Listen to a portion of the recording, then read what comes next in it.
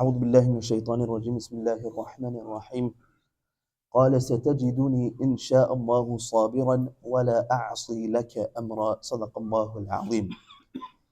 So last week we had introduced the discussion between Musa alayhi salatu wassalam and Khadr alayhi salatu wassalam, where he is enrolling or applying to study with Khadr alayhi salatu wassalam.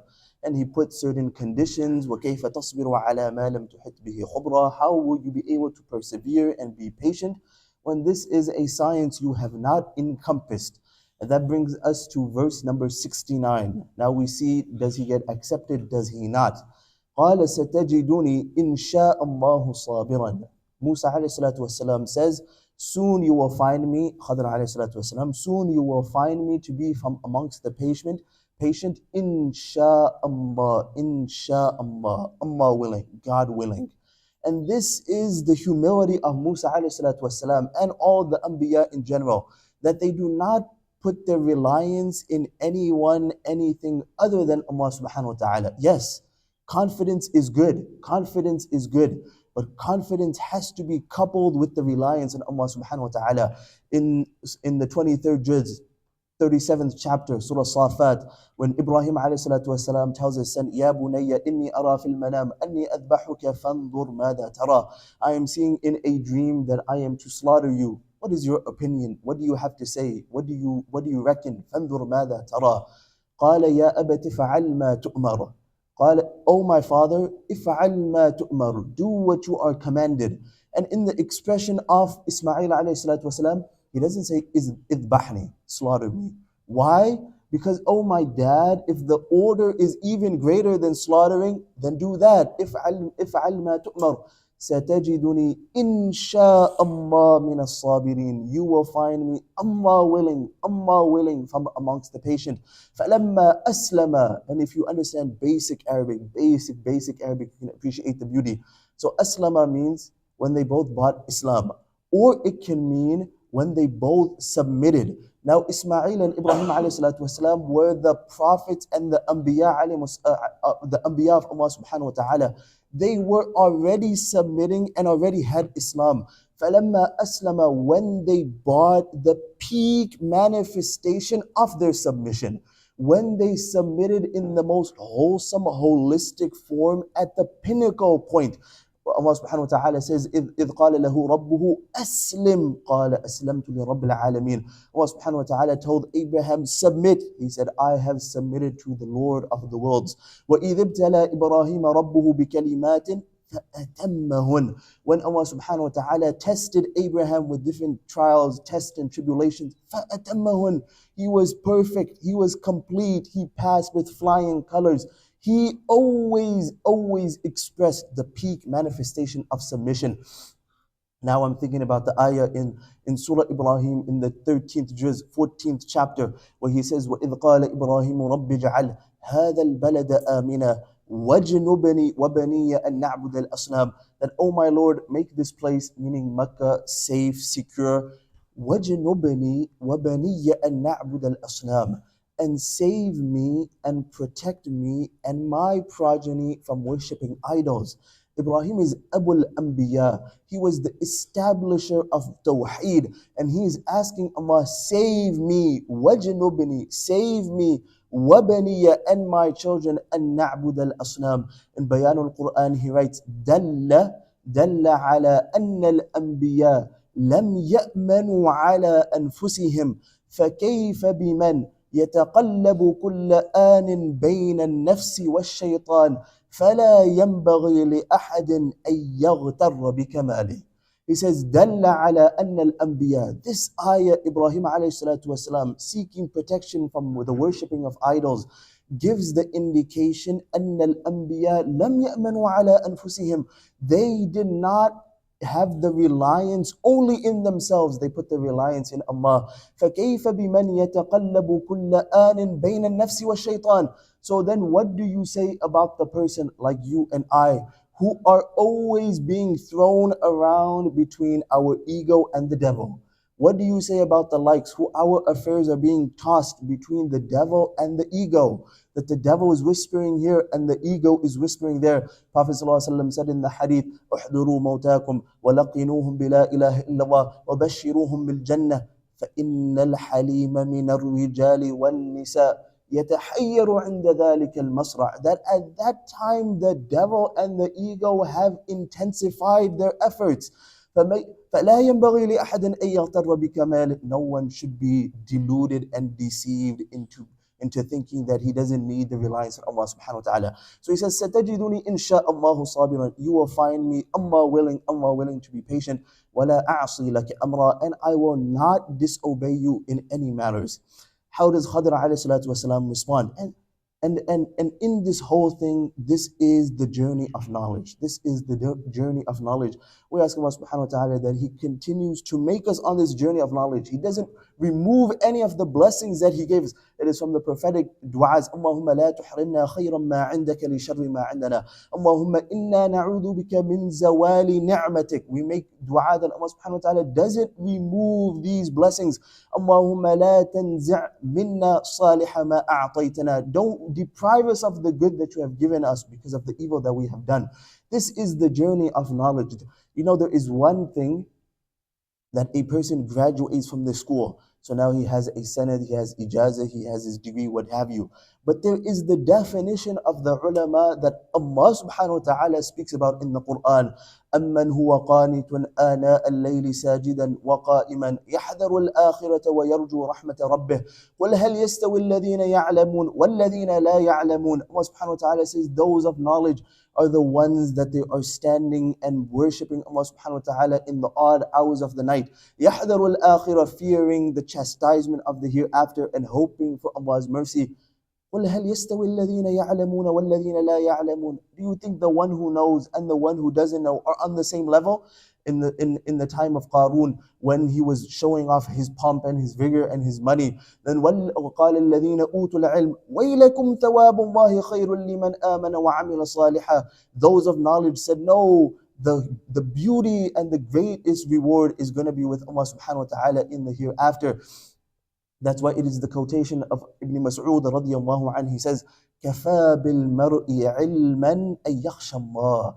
It is sufficient for a person who has knowledge that he fears Allah subhanahu wa ta'ala. وَكَفَى بِالْمَرْءِ جَهْلًا. And it's sufficient to say a person is ignorant when he prioritizes the beauty of this world. His famous quotation, he says, يُعْرَفُ بِلَيْلِهِ إِذَا النَّاسُ نَائِمُونَ وَبِصَوْمِهِ إِذَا النَّاسُ مُفْطِرُونَ وَبِبُكَاءِ. The person of knowledge can be distinguished because of his fasting when the people are eating, because of his standing in prayer when the people are sleeping, because of his quietness when the people are talking. Fudal ibn Qudayr, who is an amazing one of our pious scholars, he has the quotation. He says that the Sahibul Quran, the one who has the Quran, it is not لا ينبغي له أن يلهو مع من يلهو ولا يسهو مع من يسهو ولا يلغو مع من يلغو. You will not find the one who is carrying the Quran to be arguing with those who argue, and in futile discussion with those in futile discussion, and wasting time with those who are wasting time. He is busy in proactive, wholesome activities. Was it not Salim Mawla Abi Hudayfa, who was in the midst of the battle and the expedition, and he could see the enemy coming? He says, بِئْسَ حَامِلُ الْقُرْآنِ أَنَا بِئْسَ حَامِلُ الْقُرْآنِ أَنَا. What a terrible bearer of the Quran am I if I do not respond to the call. This العلم بحر لا ساحل له. Ilm is a ocean. There is no destination to it.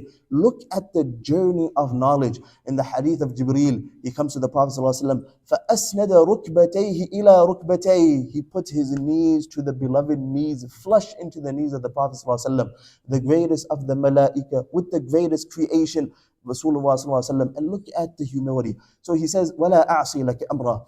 قال فإن اتبعتني فلا تسألني عن شيء حتى أحدث لك منه ذكرى. Okay. If you want to accompany me, then don't ask me any questions until I give you the whole description and the whole story. فلا تسألني عن شيء. Don't ask me about anything حتى أحدث لك منه ذكرى, until I give to you the description and what's going on. I give you the explanation. Don't ask me. Great. Musa alayhi salatu wasalam agrees. Momentarily to digress, often a time you have the superior with the inferior, the father with the son, the teacher with the student, and the dad or the son, they go for an outing, they go to the park, or they go on a hike or whatnot, and the dad is in a jovial mood, he's in a happy mood, so he is joking around with the son, and he's asking him some questions and making some jokes. In that moment, the son has to remember, the student has to remember that the fact that my dad is talking to me like this does not now give me the right to talk to my dad like that as well. Just because the dad and the superior and the teacher is joking with the son does not, or the student, does not give you the right to now go and start talking to your dad like that. He's messing around with you. Yes, you can be friendly, but your dad is not your friend. The teacher is not your friend. He's being just friendly. He's being jovial. Doesn't give you the right. ولكن مع قربه إلينا لا نكلمه هيبة له. As close as the Prophet ﷺ was, we never stepped out of line and started speaking out of turn.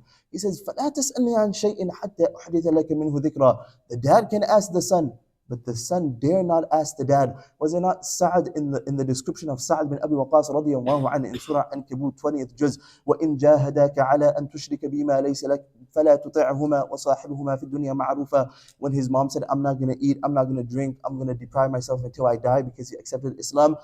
وَإِنْ جَاهَدَاكَ عَلَىٰ أَن تُشْرِكَ بِي. And if they exert themselves to the max to disobey Allah subhanahu wa ta'ala and make shirk and associate partners, then don't obey him. وَصَاحِبْهُمَا فِي الدُّنْيَا مَعْرُوفًا. But as soon as he finished, then he coupled that with make sure you be in their company with the best of manners, even if they're disbelievers. This is adab, this is respect, and knowledge is with respect. He says, okay, حتى أحدث لك منه ذكرى فانطلقا. This is the beauty of Quran. Every single word the Mufassirun deduce and they give us lessons. So Musa alayhi salatu wasalam was with Yusha bin Nun. He was with his companion, Yusha bin Nun. But when it came to Khadr alayhi salatu wasalam, then Allah subhanahu wa ta'ala adopted the words of Tathniyah. فَانْطَلَقَا. And he didn't say فَانْطَلَقُوا. He said they two went, and he didn't say those three went. What? And he negated, it somewhat gives the apparent outward interpretation that Yusha bin Nun alayhi salatu wasalam was then omitted. But the reality is Yusha bin Nun, because of other qara'in that will come later on, was with them. So then why did Allah subhanahu wa ta'ala only adopt Tathniyah and duo? It is because the Mufassirun write that Yusha bin Nun was a tabi'. He was a tabi'. He was a follower to Musa alayhi salatu wasalam.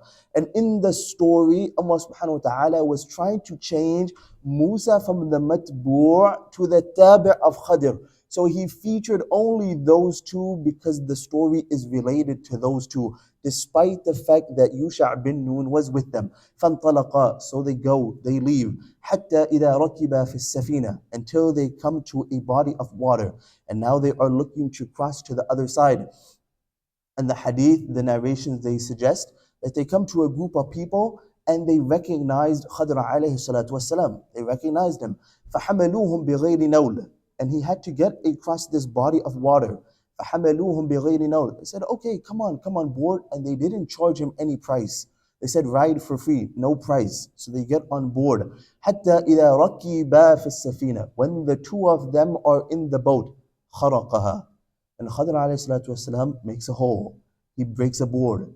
He defects the boat. He makes a hole in the bottom of the boat. The Mufassirun write, he either made the hole when they disembarked and they left from the boat, or he made it at the beginning of the journey and then he patched it up with some cloths. Regardless, the boat was defected. خَرَقَهَا. He made a hole in the boat. قَالَ أَخَرَقْتَهَا لِتُغْرِقَ أَهْلَهَا. Musa alayhi salatu wasalam like, wait, what's going on here? أَخَرَقْتَهَا لِتُغْرِقَ أَهْلَهَا. Did you make a hole? Istifham. خَرَقْتَهَا. You make a hole. لِتُغْرِقَ. And over here we speak about lam عَاقِبَة, not lam عِلَّة, lam عَاقِبَة. For the result. أَخَرَقْتَهَا لِتُغْرِقَ أَهْلَهَا. Did you make a boat so that the eventual happening, these people are going to drown. And you know, the Mufassirun write, Musa alayhi salatu wasalam was a person given the knowledge of, what happened? Oh, it's fine. Musa alayhi salatu wasalam was given the knowledge of the Sharia. He was given the knowledge of the Sharia. And in his Sharia, this is not allowed. To be making holes in other people's property, this is not allowed. So he was speaking from his own knowledge. Wait, I've been given the Sharia, I've been given ilm, I've been given knowledge. This is not allowed in the hukm of Allah. This is not allowed in the orders of Allah. But Khadr alayhi salatu wasalam was given ilm asrar al-kawn. It's a different science, it's a different knowledge. So the hadith writes, فَكَانَتِ الْأُولَى مِن مُوسَى نِسْيَانًا. The first incident from Musa alayhi salatu wasalam was 100% complete forgetfulness. He totally forgot. He had an outburst. He had been given some other knowledge. فَكَانَتِ الْأُولَى مِن مُوسَى نِسْيَانًا. أخرقتها لتغرق أهلها قد جئت شيئا إمرا. This is a grave matter. This is a grave matter. قال ألم أقل إنك لن تستطيع معي صبرا. And if I could paraphrase, and Khadr alayhi salatu wasalam takes out the contract. He says, wait, hold on. But didn't you see this clause right here? And didn't you see section B? You said you're not going to ask me any questions. And you agreed and you promised and you had all this and that and you made these bold statements. Didn't you see it right here? You're not going to ask me any questions. أَلَمْ أَقُلْ إِنَّكَ لَن تَسْتَطِيعَ مَعِيَ صَبْرًا. Did I not tell you? قال لا تؤاخذني بما نسيت لا تؤاخذني بما نسيت ولا ترهقني من أمري عسرا. Oh Khadr, yes, I forgot. Please don't take me account for my forgetfulness. He literally forgot. فكانت الأولى من It was a literal forgetfulness. لا تؤاخذني بما نسيت. Oh, please don't take me to account. And don't be harsh in my matters. Look at the humility. Again, look at the humility of Musa alayhi salatu wasalam. In Arabic they say إنما العلم حرب إنما العلم حرب لمكان العالي. That the way water cannot go up a slope. You don't have water running uphill. Water only runs downhill. Similarly, knowledge, it will not affect and penetrate the one who's not humble. You don't have water running up a slope. You do not have knowledge being penetrated by a person who's proud. Knowledge is only attained by humility. We ask Allah subhanahu wa ta'ala, He makes you humble, He makes me humble, and He makes us from the ulul ilm, who He described in the Quran. Allahumma ahdina fi man hadayt, wa afina fi man afayt, wa tawallana fi man tawallayt, wa barik lana fi ma a'tayt, wa qina wasrif anna sharra ma qadayt, fa innaka taqdi wa la yuqda alayk, innahu la ya'izzu man adayt, wa la yadhillu man walayt, tabarakta rabbana wa ta'alayt, نستغفرك ربنا ونتوب إليك. اللهم اهدنا واهد بنا واهد الناس جميعا واجعلنا سببا لمن اهتدى. ربنا لا تزغ قلوبنا بعد إذ هديتنا وهب لنا من لدنك رحمة إنك أنت الوهاب. اللهم أحسن ختامنا وتوفنا على كلمة لا إله إلا الله محمد رسول الله. اللهم طهر قلوبنا من النفاق وطهر أعمالنا من النفاق. يا مصرف القلوب صرف قلوبنا على طاعتك. يا مثبت القلوب ثبت قلوبنا على دينك. اللهم انصر من نصر دين محمد صلى الله عليه وسلم واجعلنا منهم، واخذل من خذل دين محمد صلى الله عليه وسلم ولا تجعلنا منهم أو معهم. اللهم أعز الإسلام والمسلمين، اللهم أيد الإسلام والمسلمين، اللهم اشف مرضانا ومرضى المسلمين، اللهم اصلح أحوالنا وأحوال المسلمين، اللهم ثبت أقدامنا وأقدام المسلمين، اللهم اجعلنا من الصابرين واجعلنا من عبادك الصالحين واجعلنا من أهل الجنة ولا تجعلنا مع القوم الظالمين ولا تجعلنا مع القوم الكافرين. آمين يا رب.